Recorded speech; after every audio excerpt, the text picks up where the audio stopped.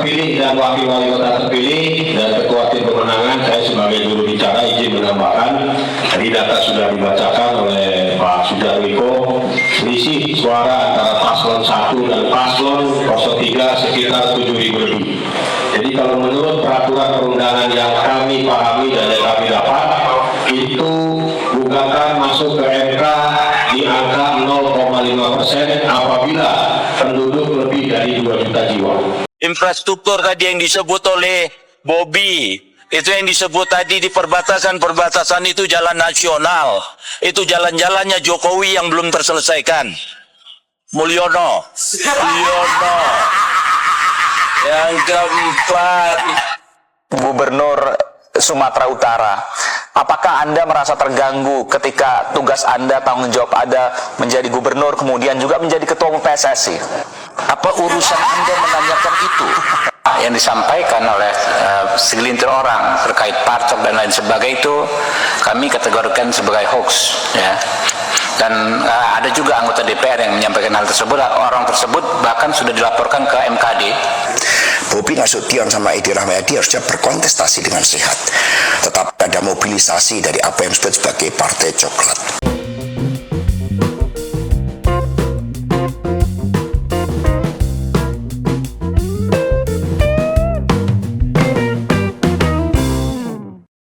Assalamualaikum warahmatullahi wabarakatuh. Shalom, Om Swastiastu, Namo Buddhaya, salam kebajikan. Kembali lagi dengan saya di sini Leonardo Sirait di channel kesayangan kita ini, Sirait Media.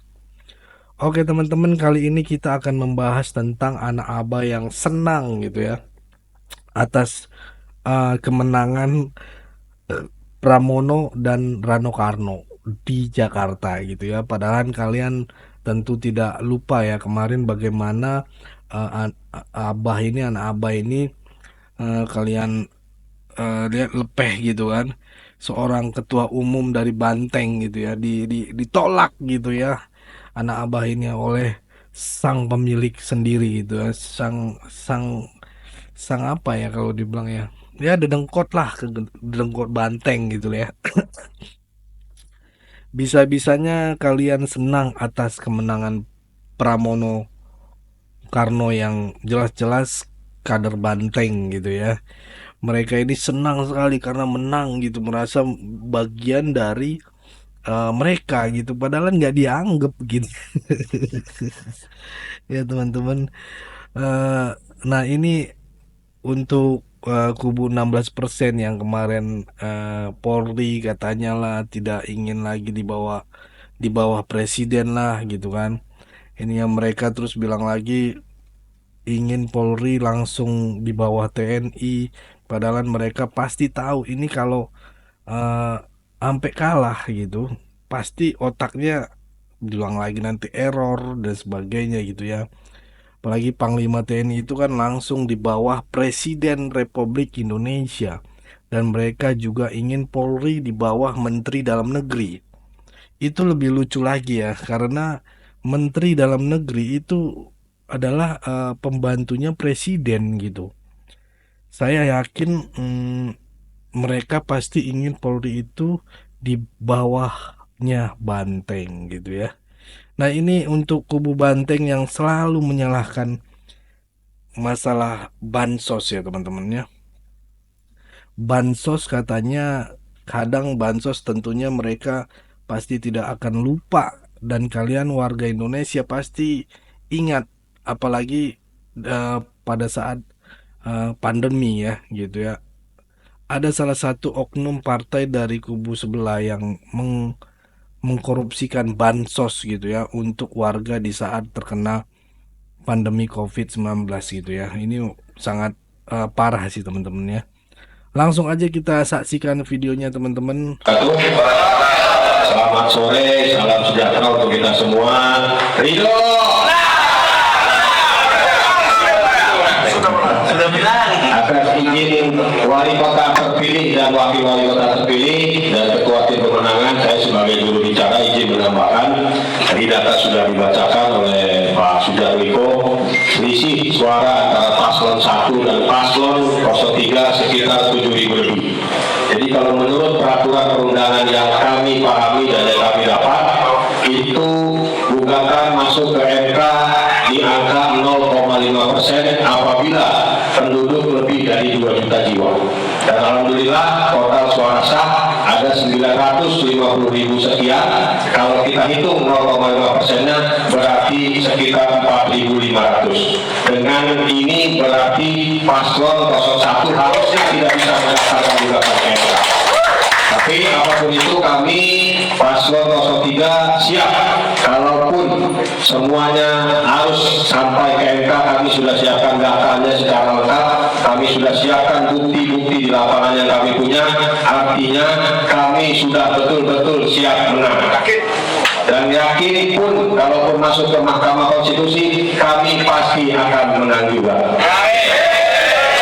Jadi terima kasih buat seluruh teman-teman partai koalisi, semua relawan, semua ormas, semua LSM, semua tokoh agama, kiai, habaib, ulama, tokoh pemuda yang hari ini telah bergotong royong berjibaku memenangkan paslon Ridho. Insya Allah tanggal 10 Februari Tri Adianto dan Hanis Bobio akan dilantik menjadi calon wali kota.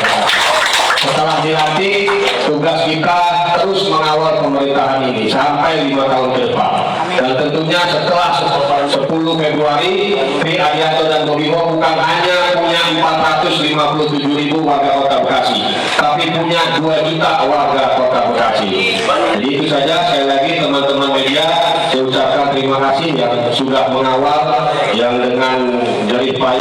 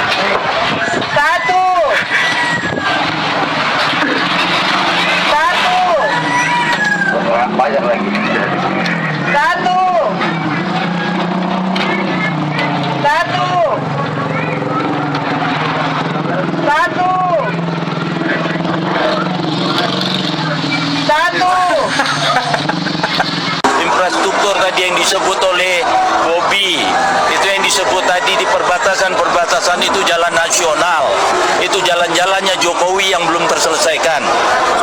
Mulyono. Yang keempat, Gubernur Sumatera Utara, apakah Anda merasa terganggu ketika tugas Anda, tanggung jawab Anda menjadi gubernur, kemudian juga menjadi ketua umum PSSI? apa urusan Anda menanyakan itu? Bertanya kepada Anda, Pak, apakah Anda merasa seperti itu? Kalau tidak, tentu Anda tinggal menjawab. Ini pertanyaan yang sederhana sesungguhnya, Pak Edi. Bukan, Pak. Anda juga bertanya kepada saya. Wartawan punya hak untuk bertanya apa saja, Pak Terima Edi. kasih. Saya juga punya hak untuk tidak menjawab. Saya menghormati akan tidak menjawab, Pak. Warga Medan, kenapa giliran kota Medan banjir yang kalian salah-salahkan si Bobi? Si Bobi itu kan wali kota, sampai detik ini yang menjabat gubernur itu Pak Edi. Jadi kenapa giliran ada musibah, banjir, aku baca komentar-komentar netizen, ini salah Bobi nih, nggak pandai ngurus Medan. Kenapa dikit-dikit Bobi? Coba kalian introspeksi diri. Aku ya, selama tinggal di Medan 12 tahun, sekarang aku udah di Riau, udah di Kerinci. Seringkali aku tengok lo orang buang-buang sampah di pinggir sungai itu. Aku kasih saran lah buat pemerintah ya, tolong setiap jembatan yang berhubungan dengan sungai dipasang CCTV. Jadi kalau ada orang buang sampah sembarangan, kasih aja hukum yang setimpal. Jadi jangan dikit-dikit asik nyalakan pemerintah, padahal otak kita pun masih centek. Ada tempat sampah, buang di sungai, segala sesuatu plastik buang di sungai. Introspeksi diri, jangan dikit-dikit nyalakan yang di atas, makanya susah maju. Karena apa? Karena kita tahunya nyalakan keadaan, nggak pernah belajar. Yang disampaikan oleh segelintir orang terkait parcok dan lain sebagainya itu kami kategorikan sebagai hoax, ya. Dan ada juga anggota DPR yang menyampaikan hal tersebut. Orang tersebut bahkan sudah dilaporkan ke MKD, ya. Kami juga hampir nggak mungkin Kapolri ya menggunakan institusinya untuk kepentingan kubu tertentu, karena di setiap pilkada itu bisa terjadi mix ya antar kubu partai-partai politik. Teman-teman anggota DPR, walaupun kita bebas berpendapat, tapi harus didasarkan pada bukti-bukti yang kuat di Sumatera Utara dan kemudian gerak membatasi lawan-lawan politiknya yang berbeda yang seharusnya berkontestasi secara sehat. Bobi Nasution sama Edi Rahmayadi harusnya berkontestasi dengan sehat.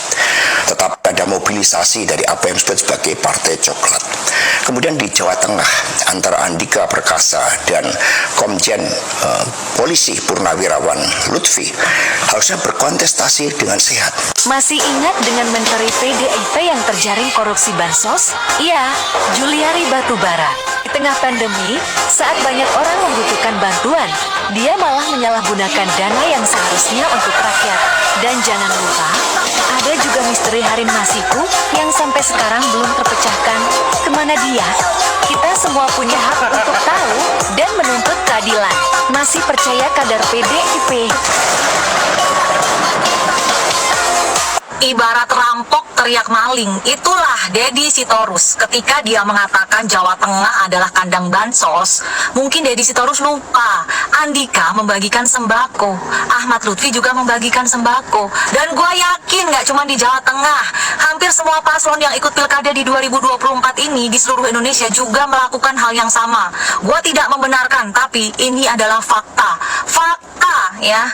Tapi ya, gue mau concern akan satu hal ini nih, tolong. Di Solo, Banteng itu membagikan gas LPG 3 kg, gas melon. Gas itu adalah gas subsidi, ya, itu adalah bansos pemerintah untuk rakyat. Iya, betul banget, itu kan subsidi. Aduh, astagfirullahaladzim, aduh. Kecil. Dan untuk mendapatkan gas melon ini, gue sampai googling loh, kita harus pakai KTP, harus pakai KK, yang usaha pun harus punya foto tempat usaha. Nah, pertanyaannya, kok bisa PDI atau Banteng ini mendapatkan banyak sekali gas melon yang dipakai untuk kampanye? Di saat ya, di luar sana banyak yang mengalami kelangkaan gas melon, tapi Banteng bisa mendapatkan banyak sekali untuk dipakai kampanye. Kok bisa? Dari mana? Dari mana nih Banteng mendapatkan gas melon itu? Banteng nggak mau klarifikasi nih, dari mana kalian mendapatkan gas melon itu, ya? Dan ini nggak boleh loh, karena ini adalah gas subsidi, ini adalah bansos, gas ini adalah bansos dari pemerintah, ya? Kok bisa Banteng? Ayo, mau klarifikasi nggak tuh Banteng? Wakilkan tuh ke Deddy Sitorus.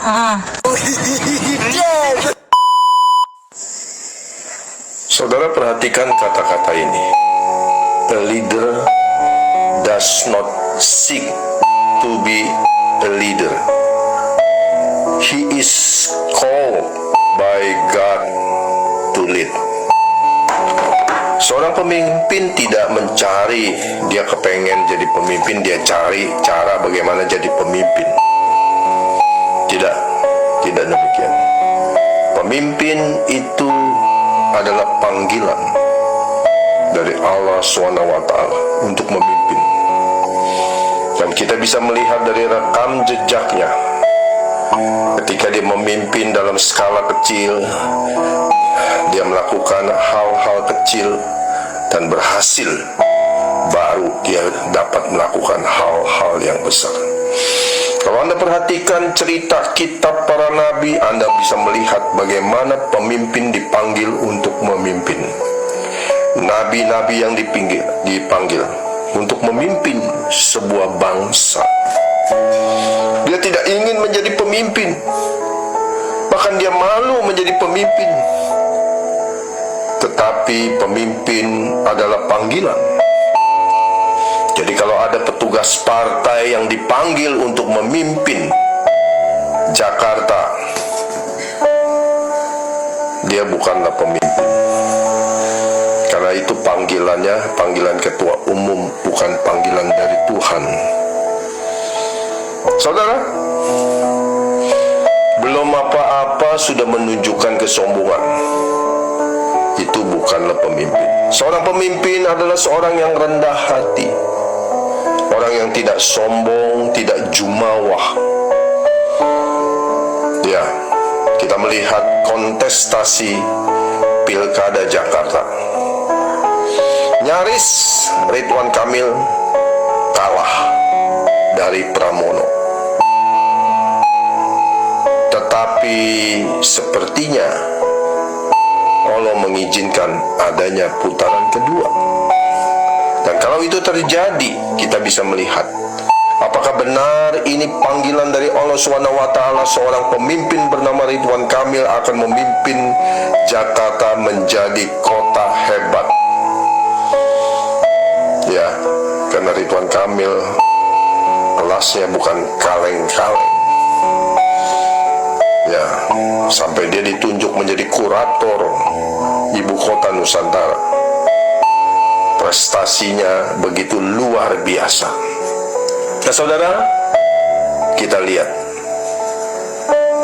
putaran kedua. Saya yakin Allah telah memanggil seorang pemimpin untuk Jakarta dan Indonesia. Yes. Oke, mungkin saya rasa cukup teman-teman. Segitu dulu. Berikan tanggapan teman-teman yang menonton video ini. Bagaimana, boleh berikan pandangan kalian di kolom komentar. Pesan saya pokoknya tetap jaga persatuan Indonesia. Jangan mau dipecah belah, jangan mau diadu domba. Karena NKRI harga mati. Saya Leonardo Sirait, mohon undur diri. Bye-bye.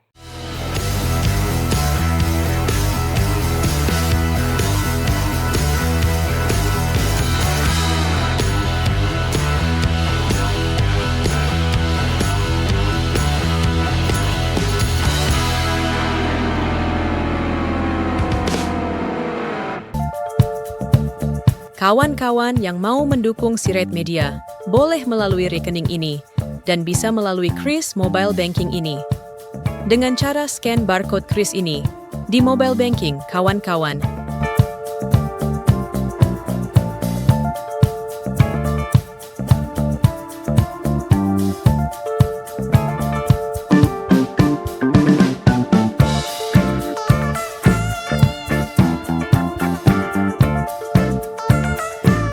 Dan jangan lupa juga mendukung pelayanan di yayasan kami melalui rekening ini dan bisa melalui Kris Mobile Banking ini.